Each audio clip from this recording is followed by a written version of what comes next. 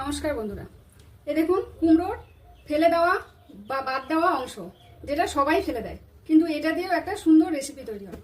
চলুন আজকে দেখাবো এটা দিয়ে কি বানাচ্ছি। তো এই যে ফেলে দেওয়া বা বাদ দেওয়া অংশটা, এই যে বিচি শুদ্ধ, এটাকে আগে খুব পরিষ্কার করে ভালো করে ধুয়ে নেব, কারণ এর মধ্যে অনেক ময়লা লেগে থাকে। কুমড়োর ফেলে দেওয়া অংশটা খুব পরিষ্কার করে ধুয়ে নিয়েছি। এবার এটা মিক্সিতে দিয়ে নেব।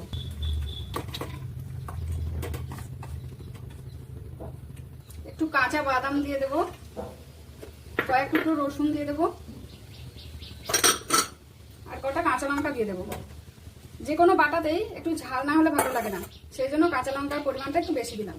আপনারা আপনাদের স্বাদ মতো দেবেন। আর স্বাদ মতন নুন দিয়ে নিলাম। এটা ভালো করে পিষে নেব। এটাই জল লাগবে না পিষতে, কারণ কুমড়োর বাদ দেওয়া অংশটাতেই অনেক জল আছে।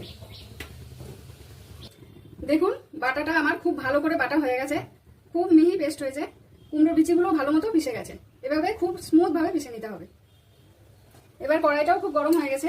যে কোনো রান্না করার আগে কড়াইটা খুব ভালো করে গরম করে নিলে আর কড়াইয়ে লেগে যায় না। তেলের মধ্যে একটু কালো জিরে ফোড়ন দিয়ে দিলাম।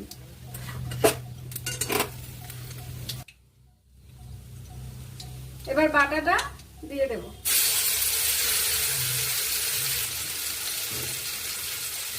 বাটাটা তো নুন দিয়ে পেশাই ছিল, এর মধ্যে শুধু একটু হলুদ দিয়ে নিলাম। এবার ভালো করে নেড়ে চেড়ে এটা শুকিয়ে নিতে হবে। একদম কড়াইয়ের গা ছেড়ে দেওয়া অবধি নাড়তে হবে।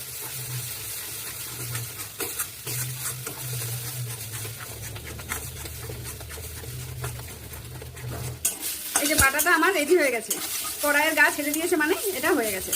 এবার এটা নামিয়ে নেব। এইরকম ফেলে দেওয়া অংশ এবার থেকে বাড়িতে আসলে আর ফেলবেন না। এভাবে বানিয়ে খাবেন, গরম ভাতে দারুণ লাগে খেতে। এক থালা ভাত খেয়ে